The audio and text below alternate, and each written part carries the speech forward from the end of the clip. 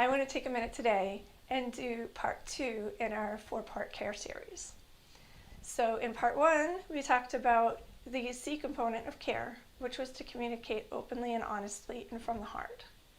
Today, I want to talk about the A part of CARE, which is the audible and how to listen. And coming up later will be the reassurance part of the series, talking about how each person's a valuable asset. And the last part is E for empathy, to remind to treat your team with compassion. So let's dive right into the audible listening part. I want to make sure that you actually get feedback from your team, listen to them, not in a sense that you minimize what they have to say. I want you to foster an environment where it's okay for them to disagree with you, foster an environment where it's okay to say the difficult things, to talk about the elephants in the room, and to make sure that they feel comfortable talking to you. Some people are not going to be able to do this face to face. They're not going to be able to do this in an email because it's too permanent. They might want to do it over a voicemail. They might want to leave you a voicemail late at night when you're not at your desk. They might want to do a voice memo where they can listen back to themselves and then send it to you. Allow them to do this.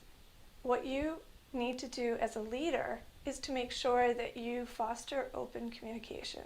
It needs to be honest, and you need to make sure that you listen to what they say. In a face-to-face communication where someone is giving you information, make sure not to dismiss them as soon as that information is given.